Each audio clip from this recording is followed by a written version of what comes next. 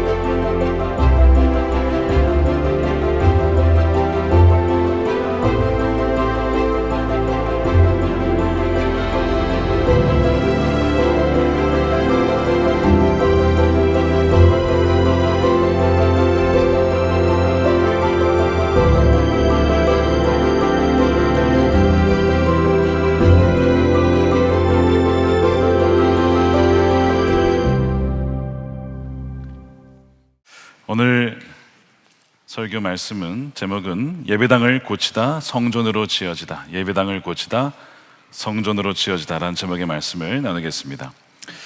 여러분에게 집이 있으십니까? 제가 이 집이라고 했을 때는 여러분의 이름으로 부동산 등기가 된 집을 말하는 건 아니고요. 그것도 포함이겠지만 여러분들이 쉬시고 주무시고 식사하시고 가족들과 함께 대화할 수 있는 그 공간, 바로 그 집을 말하는 것입니다.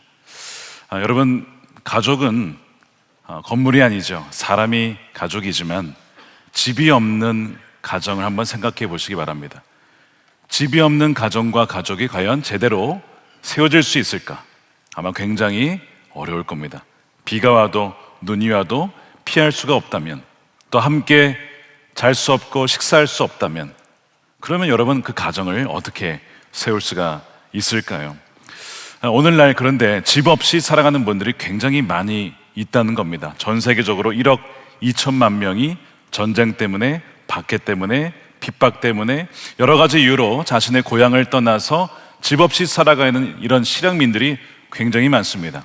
자, 그들에게도 가족이 있겠지만 집이 없기 때문에 그 가족을 세우는 일, 다음 세대와 자녀를 양육하는 일은 굉장히 어려울 것이라 우리가 생각만 해도, 상상해 봐도 우리가 추측할 수가 있겠지요. 신앙 공동체도 마찬가지입니다. 여러분, 교회는 건물이 아니라 하나님의 백성, 바로 여러분들이 교회입니다. 그리스도의 몸이 교회입니다. 성령이 거하시는 여러분들이 교회이지요. 자, 그러나 그렇다고 해서 건물 예배당이 의미 없는 것이 아닙니다. 가족에게 집이 필요하듯 바로 하나님의 백성인 교회에도 예배당이 필요한 것이죠. 거기에서 우리가 이렇게 모여서 예배하고 기도할 수 있고 교육할 수 있고 다음 세대를 길러낼 수가 있기 때문에 이 건물로서의 예배당도 상당히 중요한 것입니다. 지난주에 나가사키 성지순례를 다녀올 수 있었습니다. 사람들이 나가사키 하면 보통 떠올리는 것이 짬뽕입니다. 아마 예언컨대 오늘 나가사키 짬뽕 라면을 사서 드실 분이 있으리라 생각하는데요. 저도 나가사키 짬뽕을 생각했는데, 여러분, 나가사키가 일본에 많은 사람들이 순교한 지역이었습니다. 그런 곳인 줄 몰랐습니다. 1549년에 일본에 복음이 전해졌습니다. 한 30만 명, 많게는 50만 명, 놀라운 부흥이 일어났죠. 그런데 이 막부 정권이 이 크리스천들을 박해하기 시작한 계기가 있었어요. 쇼군이 한 영주에게 크리스천들을 다 죽여라. 근데 이 영주가 어떤 크리스천이었어요. 어떻게 해야 할까요? 쇼군의 명령을 따라야 되는데, 근데 자신은 크리스천입니다. 나의 주님은 예수님이 왕이에요. 그래서 거절을 합니다. 이것 봐라, 안 되겠네. 그 이후에 엄청난 핍박이 오는 거예요. 사람들을 운젠이라고 하는, 저희가 그곳도 갔는데 화산지대입니다. 뜨거운 그 유황 물에다가 거꾸로 매달아서 담가서 고문을 하는 거예요. 모든 크리스천들을 그것으로 보낸다는 거예요. 나가사키 지역으로도 보내고, 그렇게 해서 많은 핍박이 일어났다고 하죠. 자, 그래서 이제 그 이후로는요, 교회를 세울 수가 없었습니다. 모일 수가 없었습니다. 모일 수 있는 공간이 없으니 그들이 흩어져야 했죠. 바닷가로, 깊은 산속으로, 섬으로 도망쳐서 자신의 신앙을 숨겨서 그렇게 신앙을 지켜야만 했습니다.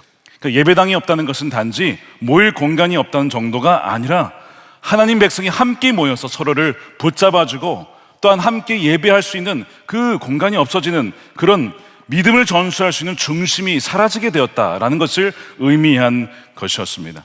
목회자가 없이, 정규적인 말씀에 대한 교육도 없이 늘 감시를 피해 살아야 했기 때문에 신앙은 당연히 약해질 수밖에 없는 그런 위험에 처해진 것이죠. 자, 다음 세대에게 복음을 전하려고 해도 말을 할 수가 없어요. 감시한 사람이 있으니까. 그러니까 몰래 귓속말로 들리지 않게 이런 식으로 신앙을 전수해야 돼. 자, 이것이 끊기게 되면 한 대만 끊겨도 끊어지는 겁니다. 여러분 상상해 보십시오. 그런 박해 속에서 신앙생활 할 수가 있겠습니까? 일본의 기독교 역사를 보니까 이 예배당이 단지 건물만이 아니라는 것을 느끼게 되었습니다. 예배당은 하나님의 백성이 모일 수 있고 믿음을 지킬 수 있고 신앙을 전수할 수 있으며 십자가의 복음을 선포할 수 있는 너무나 중요한 곳이라는 것을 다시 한번 깨닫게 되었습니다. 물론 우리가 신학적인 균형을 놓치지 말아야 됩니다. 하나님은 건물에 매여 있는 분은 아닙니다. 온 우주 만물에 충만하신 분이시고 언제 어디서나 임재하실 수 있는 분이시죠. 그분은 건물이 필요 없으신 분이십니다. 자, 그런데 하나님께서 이스라엘 백성들에게 성막을 지으라고 하셨고 솔로몬에게 성전을 짓도록 하셨습니다. 하나님에게 필요해서라기보다 육신이 있는 바로 우리들에게 눈과 비를 피할 수 있는, 또한 하나님을 마음껏 예배할 수 있는, 또한 희생제를 드릴 수 있는 그런 공간이 필요하기에 어찌 보면 우리를 위해서 하나님은 성전과 성막을 준비하라 하셨던 것이죠. 그러나 신약시대로 오면서 예수님께서 이런 얘기를 하셨어요. 성전을 허물어라. 내가 사흘 만에 이 성전을 세우리라. 바로 자신의 부활할 몸을 가리키는 것이었습니다. 아, 예수님이 참된 성전이시구나. 그러면서 이제는 누구든지 예수님을 믿는 자마다 바로 그 백성들이 그리스도의 몸이라고 하였습니다. 이제는 성령이 거하시는 여러분들이 두세 사람이 어디든지 모이든지 바로 그곳이 바로 성전이 된다는 거죠. 요한복음 3장 16절만이 아니라 고린도전서 3장 16절, 굉장히 중요한 구절인데 우리 함께 한번 읽어보겠습니다. 시작. 여러분은 하나님의 성전이며 하나님의 성령이 여러분 안에 거하신다는 것을 알지 못합니까? 자, 그러므로 우리에게 이 건물로서의 성전은 구약에서만큼 그렇게 절대적인 것은 아니라고 하는 거예요. 하지만 예배당이 하찮은 것은 아닙니다. 말씀드린 것처럼 가족에게 집이 필요한 것처럼 하나님의 백성들에게 예배당이 필요한 거예요. 그래서 그 예배당을 통해서 하나님의 사람들이 진정한 교회가 세워질 수가 있기 때문입니다. 자, 오늘 본문은요, 바로 그 예배의 집, 하나님의 집이 무너진 상태에서 왕이 된 요시야 왕의 이야기입니다. 유대 왕 요시야가 왕에 올랐을 때 예루살렘 성전은 굉장히 황폐해 있었습니다. 왜냐하면 그의 할아버지 므낫세 왕은 유다의 가장 악한 왕이었어요. 성전에 관심이 없었습니다. 우상을 숭배했기 때문이죠. 그의 아버지 아몬도 마찬가지로 우상 숭배자였습니다.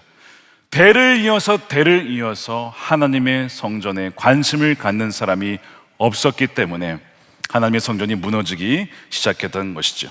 그리고 또한 우상 숭배가 바로 이 하나님의 집을 무너지게 만든 원인이기도 했습니다. 자, 그러니까 무너진 하나님의 집이라고 하는 것은 사실상 그들의 무너진 영적인 상태, 하나님과의 관계가 끊어진 그 상태를 눈에 보이는 가시적으로 보여주는 모습이 바로 무너진 성전의 모습이었다는 겁니다. 자, 근데 요시야가 참 귀한 사람이죠.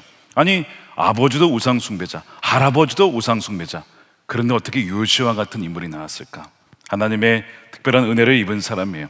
어린 시절부터 이런 마음이 들었다는 겁니다. 내가 왕이 됐는데 어떻게 왕으로서 통치해야 할까? 모델이 필요했어요. 누구를 모델로 삼습니까? 다윗을 모델로 삼습니다. 하나님 마음에 합했던 그 다윗이 어떻게 다윗일 수 있을지 바로 하나님을 의지하고 의뢰하며 하나님만 추구했던 그 사람, 나도 다윗의 그 하나님을 찾아야겠다. 그래서 어린 시절에 그 하나님을 찾습니다. 그리고 또한 이 땅에 우상이 많은 것을 보고 우상을 하나님이 미워하시는 것을 알게 되었어요. 그래서 그 우상들을 제거합니다. 자, 그 다음에서야 성전을 이제 보수할 마음을 갖게 된 거예요. 자, 그래서 이제 무너진 성전을 그가 26살이 되었을 때에 시작을 하는데 10절에 보니까 그들은 이 돈을 주님의 성전 수리를 맡은 이들에게 맡겼고 그들은 또 그 돈을 주님의 성전 수리를 직접 맡아 건축한 이들에게 주어서 성전을 수리하게 하였다. 자, 이 돈이 어디서 나왔냐면 남유다와 북이스라엘의 에브라임 지파 이 모든 사람들로 하여금 함께 모아가지고 있었던 그 돈이었다는 거예요. 그것을 다 털어가지고 주의 성전을 보수할 마음을 가지고 있었다는 것이죠. 자, 그래서 여기서 중요한 사실을 보게 되는데 이 요시야가 뭐가 성전이 중요해, 우리의 하나님을 향한 마음만 있으면 됐지, 그렇지 않았다는 거예요. 하나님을 사랑하고 하나님을 향한 그 마음이 간절했기 때문에 요시야는요, 그 건물도 예배당도 중요했다라고 여겼다는 것입니다. 그래서 오늘 본문에 반복되는 것이 주님의 성전을 수리하였다, 주님의 성전을 수리하였다, 주님의 성전을 수리하였다. 그 방치하는 것은 결코 하나님이 원하시는 것은 아니었기 때문이죠. 자, 이것을 우리에게 적용해 보면 이렇습니다. 예배당은 본질이 아니죠. 예배당은 그냥 건물일 뿐입니다. 그렇지만 여러분, 예배당은 본질을 담아내는 그릇입니다. 하나님의 임재와 또한 하나님을 예비하는 하나님의 백성들을 담아내는 또한 그릇이기 때문에 그릇도 굉장히 중요한 거예요. 여러분들이 음식점에 가서 음식을 주문했어요. 스테이크를 시켰는데 중요한 게 스테이크지 그릇이겠습니까? 라면서 여러분 음식을 먹을 때에 만일 그 스테이크가, 스파게티가 더러운 그릇에 담겨 나온다면 여러분 드실 수가 있겠습니까? 아무리 본질이 중요하다 하더라도 그 본질을 담아내는 그릇도 형식도 상당히 중요하다는 것을 우리는 알 수가 있는 것이죠. 그러니까 지금 이 요새가 했던 것도 마찬가지였어요. 우리가 하나님을 사랑하기에 그 하나님이 거하시는 성전을 보수하는 것이 마땅하다라는 마음을 품은 것이죠. 우리가 가족을 사랑하기에 어떻게 합니까? 야, 가족이 중요하지 집이 중요하냐? 그래서 집에서 막 수도가 터지고 보일러가 고장나고 한겨울에 야, 사람이 중요하지 건물이 중요하냐? 내버려둘 부모가 어디에 있겠습니까? 가족을 사랑하고 자녀를 사랑하니까 보일러도 고치는 것이고 수도꼭지도 고치는 것이고 또한 곰팡이거든 벽지도 다 뜯어내고 다시 바르는 이유가 무엇입니까? 왜냐하면 사람이 중요하기 때문에, 거기에 있는 아이들이 중요하기 때문이죠.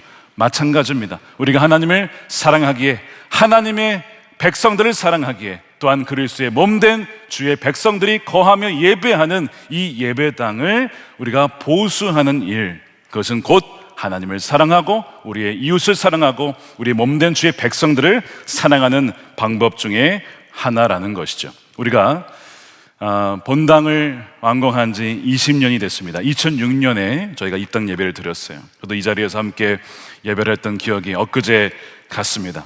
20년 동안 오늘날 선한목자교회가 선한목자교회가 될 수 있었던 것은 전적인 하나님의 은혜였습니다. 하나님의 은혜가 없었더라면 이 교회는 망할 수밖에 없었던, 부도할 수밖에 없었던 그런 교회를 하나님께서 세워주실 뿐만 아니라 참 놀라운 역사를 많이 보여주셨어요. 정말 나는 죽고 예수로 사는 복음을 선포하게 하시고 정말 예수님과 동행하는 하나님의 백성들을 길러주셨습니다. 바로 이 예배당에서 마치 성전에서 나오는 그 물이 생명들을 살리고 죽은 이들을 살려냈던 것처럼 바로 이 강단에서 그 생명수가 흘러갈 수 있었기 때문에 그 많은 놀라운 역사들이 지난 20년간 있었던 것이죠. 한때는 이 예배당이 공사가 되지 못하고 방치된 수년간의 세월이 있었습니다. 사람들이 고속도로 지나다니면서 야, 저 교회 봐, 부도나는 교회래, 망한 교회래, 그렇게 손가락질 하던 때가 있었어요. 사람들의 조롱거리가 되던 때가 있었습니다. 그러나 우리 믿음의 선배들이, 우리 갈렙의 또한 장로님들, 성도님들이 함께 마음 모아서 주의 이 성전을 완공하자, 그렇게 해서 완공을 한 이후에 2006년 이후부터 하나님께서 이 교회에 놀랍게 역사를 하셔서 우리가 오늘날 여기까지 이르게 된 것이죠. 그래서 예배를 통해 교육과 선교와 다음 세대를 세우고 또한 지역을 섬기는 그런 사역을 감당할 수가 있었던 것입니다. 그러니까 우리가 이 예배당을 당연히 여겨서는 안 된다는 거예요. 여러분, 당연한 공간이 아니었다는 것입니다. 너무나 우리는 이 은혜를 그냥 거저 받은 은혜로 지금 누리고 있는 것이죠. 2019년, 2020년 되면서 이제 세월이 지나니까 건물들이 많이 낡아졌습니다. 유기성 원로 목사님께서 당시에 담임 목사로 계실 때에 2층과 4층, 5층, 6층을 다 리모델링을 하셨어요. 그리고 비전 센터까지 함께 세워주셨습니다. 자, 그 다음에 이제 본당을 해야 되는데 그때 목사님께 본당은 남겨두셨어요. 왜 그러냐 했더니 그런 말씀이 있었대요. 후임 목사님께서 오시면 후임 목사님의 목회 철학에 맞게끔 이 예배당을 수리할 수 있도록, 보수할 수 있도록 남겨둔다라고 그렇게 말씀을 하셨다는 겁니다. 그렇게 안 하셔도 됐을 텐데 그냥 다 하셔서 줬으면 얼마나 좋았을까. 나는 그 마음이 들었어요. 우리 유기성 목사님 흠없이 목회하셨지만 한 가지 흠이 있다면 후임 목회자를 너무 사랑한다는 것. 주의 몸된 교회를 보수하는 그 복을 당신께서 다 가져가지 아니하시고 저를 위해서 큰 포션을 남겨두셨어요. 굉장히 부담은 되지만 그러나 우리가 함께 이 일에 동참할 수 있는 것이 얼마나 큰 은혜이자 기회인가라는 그런 생각이 듭니다. 20년 지나면서 많은 곳이 낡았습니다. 우리가 승강기는 다 교체를 했지만 보이지 않는 곳에서 이제 누수가 발생하고 또한 구조적인 보강이 필요하고 화재에 취약한 곳이 발견되면서 또한 전선들이 오래되어서 또한 역시 불이 날 수 있는 위험성이 있습니다. 또한 화재에 취약한 낡은 전기 배관뿐만 아니라 공조에 구조적인 문제가 있죠. 겨울에 히터를 틀면 어디만 따뜻합니까? 저 위에만 따뜻합니다. 바람이 내려오질 않아요. 여기서 빨아들여야 되는데 그거를 그때 재정이 없어서 그랬는지 하질 못했습니다. 그러니까 바람이 돌지 않으니 겨울에는 저 위에만 따뜻하고 또 에어컨을 틀면 어떻게 돼요? 여기만 따뜻합니다. 돌지 않으니, 그러니까 위에 계신 분들은 너무 더운 거예요. 그런 구조적인 문제가 있고, 여러분 조명을 보십시오. 조명이요 할로겐입니다. 굉장한 에너지를 쓰는 램프예요. 이제 만들어지지도 않습니다. 부품은 구할 수도 없어요. 불이 나가게 되면 교체할 수 없는 상황이기도 합니다. 또한 천정에 많은 낡은 흔적들이 있어서 많은 것들을 손을 대야 합니다. 그렇기 때문에 이제는 더 이상 이것을 미룰 것이 아니라는 것이지요. 음향 문제도 이 음향을 흡수할 수 있는 재질이 아니라서 소리가 계속 반사가 됩니다. 어떤 곳에서는 여러 번 들리기도 하고 늦게 들리기도 하고 도대체 목사님이 무슨 말씀을 하시는 건가 그렇게 들리는 그런 영역도 있어요. 이 모든 것을 감안해 볼 때에 더 이상 우리가 미룰 것이 아니라 더 이상 미루다가는 더 큰 비용과 더 큰 불편과 더 큰 위험이 발생할 수 있겠다. 그렇게 진단이 되어서 저희가 이제는 주의 이 예배당을 보수해야겠다라는 그런 결단을 내리게 된 것입니다. 사랑하는 여러분, 오늘 본문에 보니까 요시야는 단지 성전만 보수하는 것이 아니라 하나님께서 한 가지 사건을 통하여서 그 한 단계 더 나아가게 하시는데 그게 무엇이냐? 성전 보수 중에 율법책이 발견이 된 사건이 벌어졌습니다. 주님께서 모세를 통해 전해진 율법책이 그제서야 발견이 된 거예요. 무슨 얘기냐면 성전은 있었지만 말씀이 없었던 때를 수세대에 걸쳐 왔다는 거예요. 그러니까 이 제사는 있었으나 진리가 묻혀 있었고 종교적인 외형은 남아 있었으나 그 중심에 있어야 될 하나님의 말씀이 없은 채 수세대를 지내오니 당연히 왕도 또한 제사장들도 백성들도 우상을 숭배할 수밖에 없는, 말씀이 사라지니 하나님을 알 수가 없었고 비전이 보이지 않냐고 하나님의 음성이 들려지지 않았던 것입니다.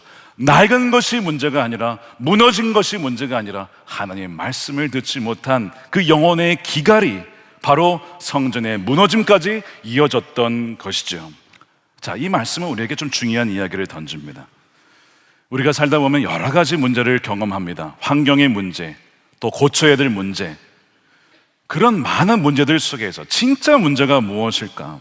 진짜 문제가 무엇일까를 돌아보면 우리가 하나님 말씀을 제쳐두고 하나님 음성 듣기를 지겨워하거나 혹은 거부하거나 게을러서 나 이거 하기에 너무 바빠, 읽을 시간이 어디 있어, 묵상할 시간이 어디 있어, 기도할 시간이 어디 있어 라고 하면서 하나님의 말씀을 먼지가 쌓이도록 묻혀둔 것, 바로 그것이 진짜 우리 삶의 모든 문제의 원인이 아니겠는가라고 하는 것을 오늘 성경은 우리에게 넌지시 말씀하고 있는 것이죠. 그러므로 오늘 이 본문 말씀 두 가지를 얘기합니다. 하나는 하나님의 이 집 예배당을 방치하지 말고 보수하라. 두 번째는 그러나 단지 건물을 보수하는 데 그쳐서는 안 된다. 건물을 보수하면서 참된 성전인 우리들의 마음과 심령이 새로워져야 된다라고 주님은 말씀하는 것이죠. 자, 이 율법책이 발견되었을 때에 요시야 왕이 그 말씀을 듣게 됩니다. 자, 그리고 어떻게 반응하는지 아십니까? 자, 19절 보십시오. 왕이 율법의 말씀을 다 듣고는 애통해하며 자기의 옷을 찢었다는 거예요. 요시야의 위대한 면은 그가 성전을 보수했다는 데 있지 않고 그가 그 말씀 앞에 바로 엎드려 회개하며 자신의 옷과 마음을 찢어 주의 말씀에 반응하여 순종했다는 데 있다는 것이죠. 자, 그 말씀에 어떤 말씀이었을까 정확히 나와 있지는 않지만 예를 들어서 그가 나중에 행하는 일을 보면 유월절을 다시 회복합니다. 여러분, 유월절이 뭐예요? 애굽에서 건진 그 하나님의 은혜, 너희가 살게 된 것은 내가 너희를 건진 것이다, 너희가 너희를 살게 하는 것이다, 어린 양의 피로 말미암아 너희를 구속한 자다, 너희가 이것을 행할 때마다 나를 기억해야 된다, 너희는 내 백성이야, 나에게 속한 백성이야, 너희는 다른 우상을 섬겨서는 안 돼, 내가 애굽의 우상들을 다 쓸어버렸잖아. 그런 유월절을 지키지 않았던 거예요. 그러니까 하나님을 주목하지 않았고 하나님께 감사하지 않았고 찬양이 사라지고 엉뚱한 우상들을 섬기게 된 것을 보았을 것입니다. 요시야가 하나님이 우리의 전부이신데 우리가 하나님을 제쳐두고 말씀을 제쳐두고 엉뚱한 우상들을 섬기고 있었구나, 하나님 너무 죄송합니다, 하나님 면목이 없습니다, 왕인 저도 말씀을 몰랐습니다, 이렇게 그가 반응하며 엎드렸다는 거예요. 이것이 요시야의 위대한 면이에요. 우리가 오늘 말씀을 드리면서 여러분, 지난주에 하나님께서 어떠한 말씀을 주셨습니까? 여러분 들으셨습니까? 읽으셨습니까? 더 중요한 것은 그 말씀에 여러분들은 어떻게 반응하셨습니까? 사랑하라는 말씀에, 용서하라는 말씀에 기도하자라는 말씀에 여러분들은 어떻게 반응하셨습니까? 주님은 다른 것보다 더 중요하게 보시는 것이, 우리가 성전이라고 했잖아요. 우리 안에 성령님이 계시잖아요. 그 성령을 따라 반응하며 작은 거라도 순종하기를 원하시는 거예요. 그거야말로 진정한 여러분 성전 보수가 아니겠습니까? 그 얘기를 오늘 요시아를 통해 우리에게도 하시는 것이죠. 자, 요시아가 이렇게 자신의 죄를 회개하며 자복했을 때 하나님께서 어떻게 말씀하시는가? 원래 이제 이 말씀을 떠난 것 때문에 이 남유다도 징계를 받아요. 결국에는요 포로로 끌려갑니다. 그 이야기를 훌다 선지자를 통해서 말씀합니다. 근데 그럼에도 불구하고 이 요시아는 계속 회개하여 반응하니까 하나님께서 이렇게 말씀하세요. 내가 이것과 이곳에 사는 주민을 두고 말한 것을, 그 이제 재앙에 대한 얘기입니다. 내가 듣고 마음이 느낀 바가 있어서 하나님 앞에 내 앞에서 겸손하여져서 내가 옷을 찢으며 통곡하였으므로 내가 너의 기도를 들어주었다. 나 주가 말한다. 비록 그런 징계와 재앙이 있겠지만 너가 있는 동안에는 그런 재앙이 오지 않을 거야. 너가 하나님을 섬기는 동안 너의 모든 백성들은 나를 떠나지 않고 예배하게 될 것이다. 놀라운 은혜를 주세요. 그리고 비록 징계를 받긴 하지만 영영 버리는 것이 아니었어요. 하나님은 그들을 포기할 수 없었습니다. 하나님은 사랑이시기 때문이죠. 그런데 이 모든 놀라운 약속이 누구를 통해 주어집니까? 요시아가 그 말씀 앞에 거꾸라지고 회개하고 반응하였을 때 그 한 사람을 통해서 나라 전체가 살아가게 되는 것입니다. 여러분, 여러 가지 문제가 있으십니까? 주위에 여러 가지 꼬인 문제가 있으십니까? 다른 환경을 볼 것이 아니라 내 자신 하나만, 내 자신만이라도 겸손해지고 하나님 없으면 안 됩니다. 주님 나를 떠나시지 마십시오. 주님 제가 주인입니다 라고 한 사람만 바뀌어도요, 여러분 가정이 바뀌고 교회가 바뀌고 또한 민족이 바뀔 수가 있다는 것입니다. 이것이 오늘 우리에게 주신 메시지죠. 그래서 여러분, 우리가 주목해야 될 것은, 하나님께서 주목하신 것이 단지 예배당 보수만을 본 것이 아니라 바로 요시아의 이 보수된 심령, 변화된 심령, 자복하는 심령을 보시고 응답하셨어요. 우리가 예배당 보수하는 기간 동안 중요하게 봐야 될 것은, 우리가 안전하게 다시 보수하는 것만이 아니라 바로 하나님을 향한 그 첫사랑이 내가 회복이 되는가, 처음에 주님을 만났을 때 그 감격, 죽을 수밖에 없었던 나 같은 죄인을 포기하지 않고 끝까지 사랑하시는 주님, 왜 나를 버리지 않고 나를 왜 그렇게 사랑하십니까? 나를 어떻게 그런 죄에서 용서하실 수가 있으십니까? 라고 했던 그 첫사랑의 감격이 만일 사라졌다면 그것이 회복되어진 기간이 되시기를 축복합니다. 내 마음의 성전, 기도의 성전이 무너졌고 말씀의 성전이 무너졌고 주님과 동행하는 그 삶의 성전이 무너졌다면 다시 이 보수의 기간 동안 그것을 회복하는 기간이 되시기를 축복합니다. 주님께서는 우리에게 말씀하시기를, 너희가 고쳐야 할 것은 건물만이 아니라 너희의 마음이다. 너희가 교체해야 될 것은 바로 설비만이 아니라 너희의 그 굳어진 심령, 무뎌진 영적 감각이야. 바로 그것이 바뀌어져야 한다라고 주님은 말씀하고 계시는 것이죠. 우리가 예정대로라면 6월 중순부터 어떤 분들은 또 오늘 말씀 드렸다 다음 주부터인 줄 알고 또 착각하실 수 있는데, 6월 중순부터 예정대로라면 공사가 시작이 되면 본당을 줄 수가 없게 됩니다. 자, 그러면 우리는 어디서 예배할까요? 우리는 6층과 3층과 1층과 지하 1층과 또한 비전센터에서, 또한 온라인으로 예배를 하게 될 겁니다. 좁아질 거예요. 복잡해질 겁니다. 불편해질 겁니다. 또한 봉사하는 분들도 더 많은 수고를 하셔야 될 수 있어요. 동선이 꼬이게 될 수도 있습니다. 여러 가지 어려움이 있을 수 있어요. 우리가 그것을 다 감안하면서 준비를 하고 있지만 어쩔 수 없이 본당이 있을 때보다 훨씬 더 불편함이 많을 겁니다. 그때 너무 불편하다, 너무 힘들다, 우리가 그렇게 할 수도 있지만 바로 이 본당 보수의 기간 동안 우리의 마음을 주님께서 보수하시는 거예요. 지금도 어려운 환경 속에서 예배한 이들을 품고 기도하라고 우리에게 이런 기간을 주신 거야 라는 그 마음을 주실 수도 있다는 거죠. 저는 기도하면서 여러 가지 마음을 받았는데요, 먼저는 우리가 이 시간 동안 기도의 성전을 회복해야 된다는 겁니다. 여러분, 이제 이곳이 이렇게 지금은 보이지 않지만 기둥이나 벽이나 뭐가 있는지 아십니까? 바닥에 기도 제목이 써 있습니다. 본당을 완공하기 전에 온 성도가 당시에 기도 제목을 써놨어요. 예배를 위해서, 다음 세대를 위해서, 선교를 위해서, 봉사를 위해 여러 가지 영역에 개인의 또한 기도 제목도 담겨 있었겠죠. 그런 것들이 다 여기에 담겨 있었던 것입니다. 여러분, 본당이 완공되지 않았을 때에도 이 껌껌한 곳에서 돗자리 깔고 기도하는 그런 야성이 있었어요.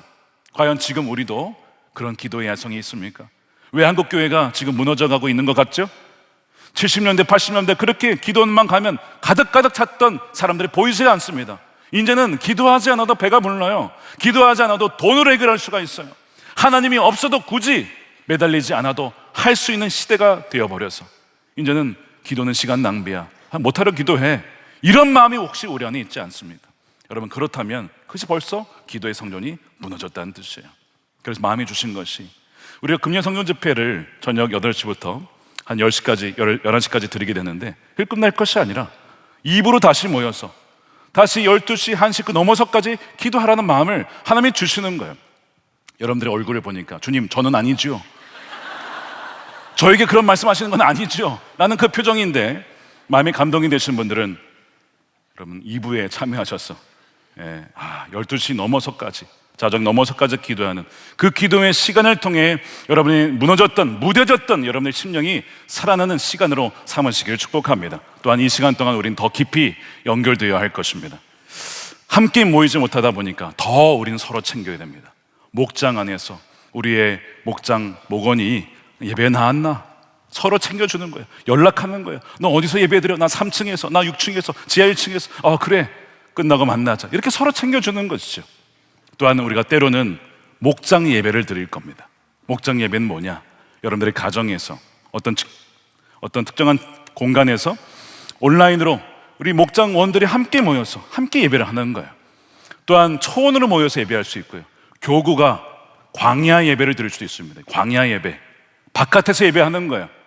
어디서 모일지 우리도 모릅니다. 그러나 하나님 예배하시는 곳에서 교구가 함께 모여 광야 야외 예배를 드릴 때도 분명히 있을 것입니다. 그 기간을 통해서 우리가 서로, 진짜 우리가 성전이니까 서로 연결되어지는 기간으로 삼아야 할 것입니다. 또한 우리는 이 시간 동안 전 세계적인 하나님 나라를 바라봐야 됩니다. 불편할 때가 있을 거예요. 더울 수도 있고 추울 수도 있고 여러 가지 참 쾌적한 환경은 아닐 겁니다. 그런데 그때마다 우리가 매번 예배할 때 누구를 떠올려야 되냐면, 지금도 세계 각처에서, 지하에서 핍박받으며 몰래 매우 쾌적하지 않은 불쾌한 곳에서도 하나님을 예배하기 위해 지금도 그 신앙을 지키는 그 신앙인들을 기억하면서, 주님, 우리의 형제 자매를 기억해 주십시오, 그 나라를 축복하면서 우리가 기도만이 아니라 또한 선교적인 마인드를 가지고 재정도 흘려보낼 수 있는 그런 기간으로 삼아야 된다는 것입니다. 또한 우리 이 기간 동안 우리의 이웃교회도 돌아봐야 됩니다. 많은 개척교회가 있습니다. 성도 10여 명도 되지 않는 곳도 있어요. 지난 금요 성전 집회 때 끝나고 어떤 한 전사님이 다른 교회에 섬기시는 분이에요. 저희 교회 성도님이 10명이 되지 않는데 다 어르신들입니다. 다음 세대가 없지만 저는 다음 세대를 위해서 기도하고 있습니다. 너무 귀한 분이 오셨어요. 교회 형편을 들으면 너무 어려운 거예요. 여러분, 그런 교회들이 참 많이 있어요.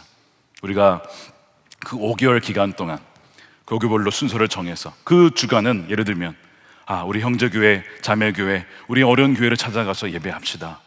국교에서 찾아가서 예배하고 헌금하고 교제하고, 그렇게 해서 진짜 하나님의 성전을 함께 세워나가는 것이죠. 우리 교회만이 아니라 전 세계적인 교회를 함께 세워나가는 시간을 갖는 거예요.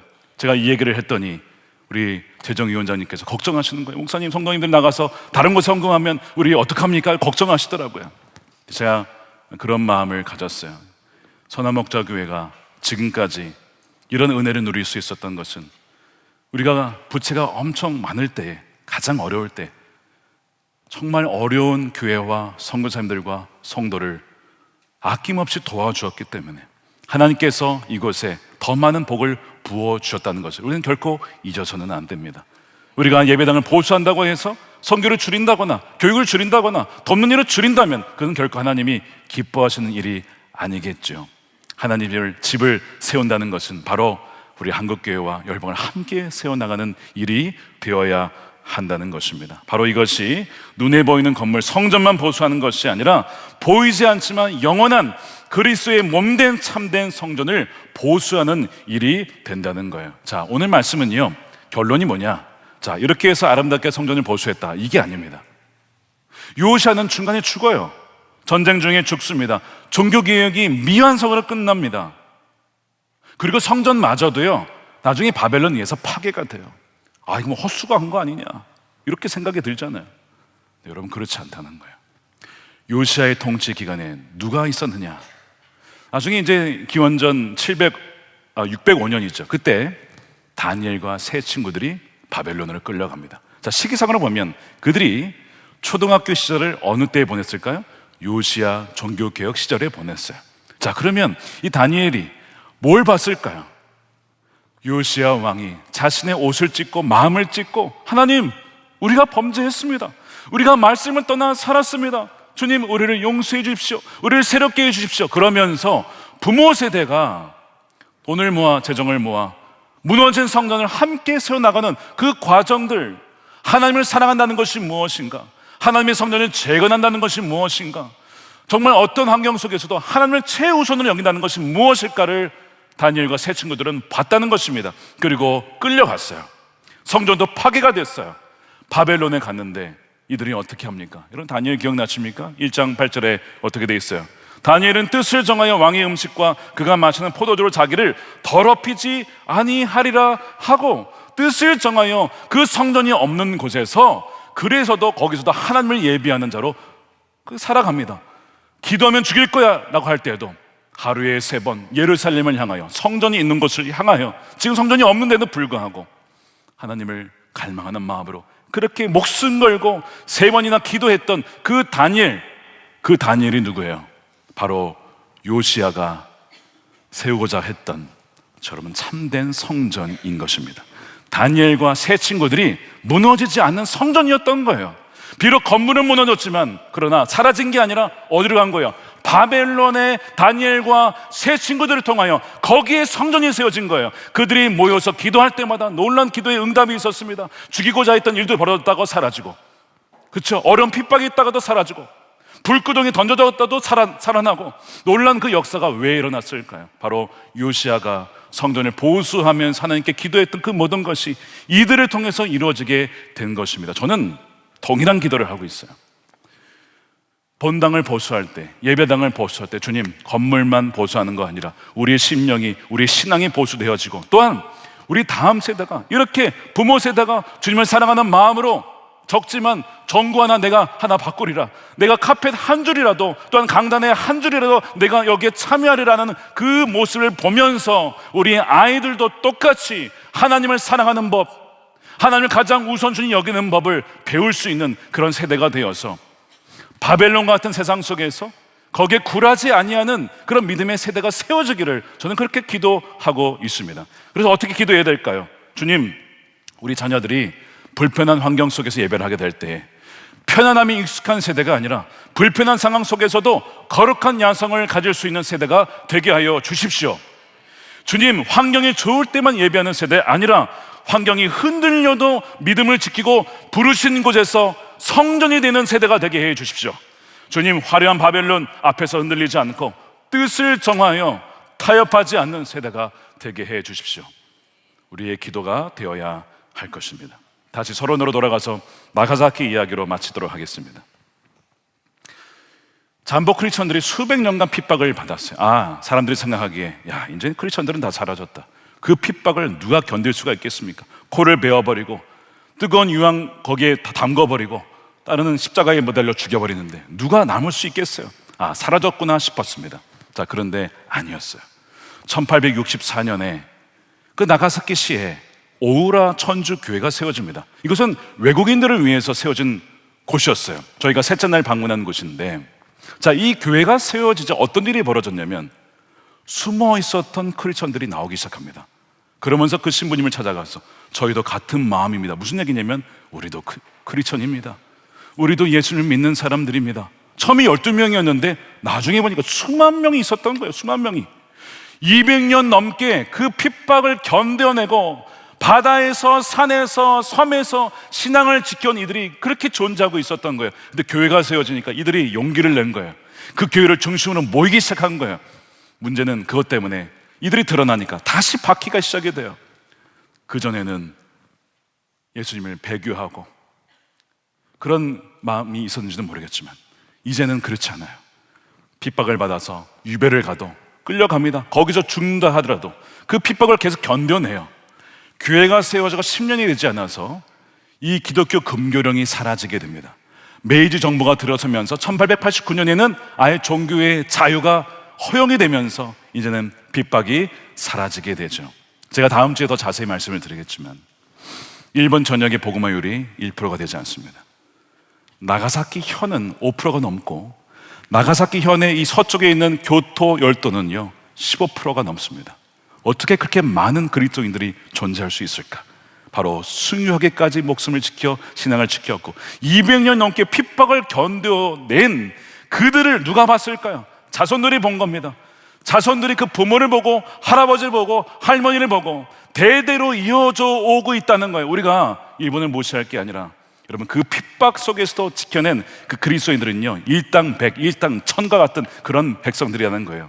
우리가 오늘 말씀을 정리하면서 예배당이 세워지는 것은 단지 건물이 세워지는 것이 아니라 보수가 되는 것이 아니라 우리의 심령이 새로워지는 것이고 우리의 무뎌졌던 마음이 갱신되어지는 것이고 우리의 다음 세대가 다시 세워질 수 있는 계기가 될 수 있다는 것입니다. 바라기는 이 기간이 우리의 무너졌던 기도의 성전이 다시 한번 재단이 세워지고 하나님을 뜨겁게 사랑하는 마음이 다시 회복이 되어지고 다니엘과 같은 언제 어디서나 무엇을 하든지 그들이 있는 곳이 성전이 되어지는 그 놀라운 세대가 세워지는 기간이 되기를 우리 주님의 이름으로 축원드립니다.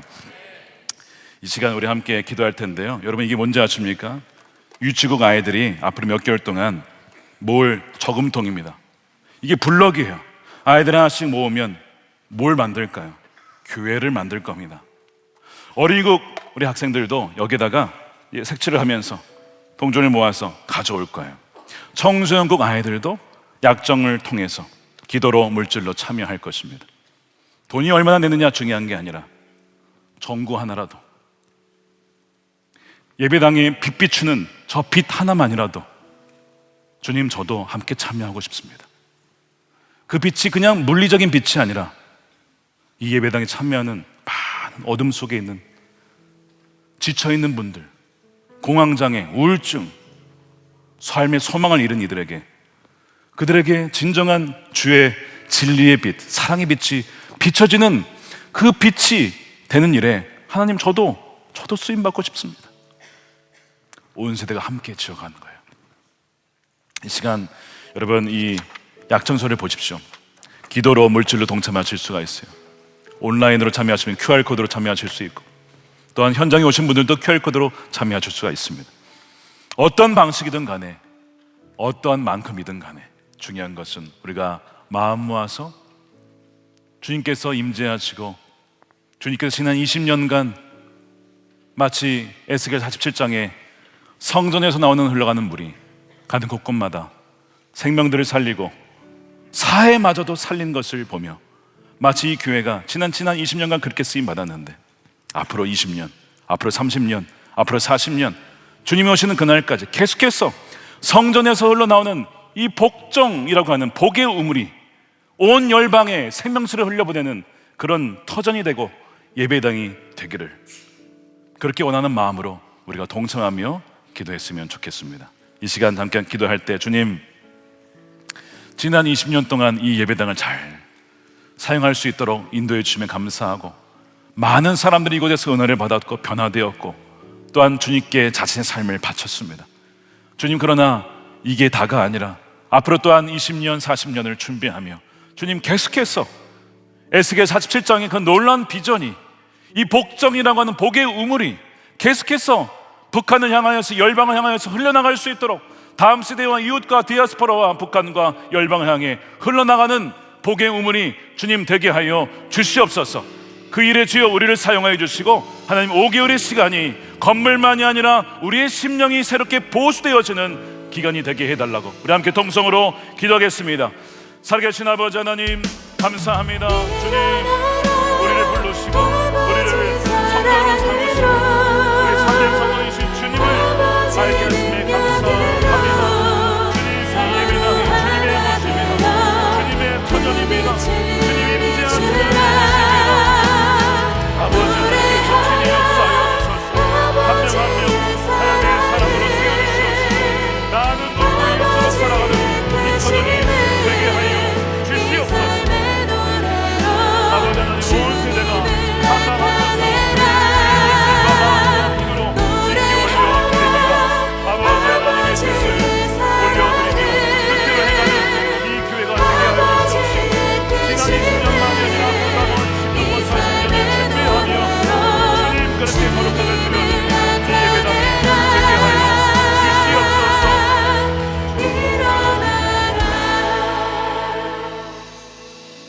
사랑과 자비가 풍성하신 아버지 하나님 참으로 감사합니다. 2003년에 우리 선한목자교회 재창립하게 하시고 2006년에 본당을 입당케 하시고 지난 20년 동안 이곳에서 하나님의 충만하신 임재 가운데 하나님께서 많은 사람들을 만나주시고 저들의 삶을 주님께 바칠 수 있도록 인도해 주심에 감사를 드립니다. 나는 죽고 예수로 사는 사람, 예수님과 동행하며 닮아가는 예수님의 사람들을 세워주심에 감사드립니다. 주님, 그러나 우리는 과거에 만족하지 않습니다. 다가오는 20년과 다가오는 40년을 준비하며 계속해서 이 복의 우물인 이 복정동에 세우신 선한목자교회가 에스겔 47장처럼 성전에서 흘러나오는 물이 하나님 다리에 차고 무릎에 차고 허리에 차고 이니 건널 수 없는 그 깊이의 강물을 통하여 가는 곳곳마다 죽어가는 생명들이 살아났던 것처럼 사회마저도 되살아났던 것처럼 주 아버지 하나님, 계속해서 이 예배당을 통하여 다음 시대와 또한 이웃과 디아스포라와 또한 북한과 열방의 일을까지 생명을 살리는 이 예배당이 될 수 있도록 주님 사용하여 주시옵소서. 아버지 하나님, 온 세대가 한마음 한뜻으로 하나님 이 건물을 보수할 때에 건물이 안전하게 보수될 뿐만 아니라 또한 아버지 우리의 심령의 마음도 보수가 되게 하시고 우리의 성전도, 기도의 성전도, 말씀의 성전도 보수가 되어서 하나님 더욱더 주님과의 친밀한 만남이 될 수 있도록, 동행이 될 수 있도록 주님 역사하여 주시옵소서. 요시아의 종교개혁을 통하여, 성전 보수를 통하여 다니엘과 새 친구들이라는 귀한 성전을 하나님 정금같이 준비해 주셨던 것처럼 이 기간이 우리 다음 세대에게도, 우리 부모님들이 함께 이 성전을 보수할 때에 그들도 함께 동참하여 하나님을 사랑하며 주의 몸된 교회를 사랑하는 것이 무엇인지를 함께 배우는 시간들이 되게 하여 주시옵소서. 아버지 하나님, 이 시간 11조와 감사헌금과 성경헌금과 건청헌금으로 주님께 올려드립니다. 믿음으로 드리는 손길을 기억하여 주시고 저들의 가정과 기업에 복의 복을 더하여 주셔서 주여 하나님, 열방을 살리는 기업과 가정이 되게 하여 주시옵시고 날마다 예수님과 친밀히 동행하며 예수님의 온유하고 겸손한 성품을 담는 주의 백성들이 되게 하여 주시옵소서. 이 나라의 모든 분열과 아픔을 주여 치유시켜 주시옵시고 또한 아버지 하나님을 경외하는 이 나라가 되게 하여 주시고 요시아와 같은 하나님을 사랑하며 경외하는 왕을 주여 세워 주시옵소서. 북한에 복음이 전파되어 하나님 붙잡혀 있는 김정은 김국기 목사님, 최충기 성도님 속히 풀어주시고 또한 억눌려 있는 주의 백성들, 억류되어 있는 우리 에스라진 우리 목사님을 비롯한 주의 지도자들을 속히 석방시켜 주시옵소서. 중동에 계속해서 전쟁이 확산되고 있는 안타까운 상황을 주님께 올려드립니다. 무고한 피를 흘리지 않도록 주님 속히 전쟁이 그치고 참된 평강이, 진리가 하나님을 예배하는 그 땅이 될 수 있도록 주님 역사하여 주시옵소서. 아버지 하나님, 복음의 많은 장벽들이 무너지게 하여 주시고 지금도 우리 선교사님들에게 새 힘을 더하여 주셔서 주여 지치지 않도록 하나님 돕는 손길을 붙여 주시옵시고 함께 연합하여 우리가 선교를 할 때에 주여 오시는 길을 예비하여 주님이 오시는 그날 착하고 충성된 종들아 참으로 잘했다 칭찬받는 우리 선한목적의 모든 예배자들이 되게 하여 주시옵소서. 감사하며 우리 구주 예수님의 이름으로 축복하며 기도드립니다. 아멘. 다 같이 일어나셔서 준비하신 예물 드리며 찬양하겠습니다.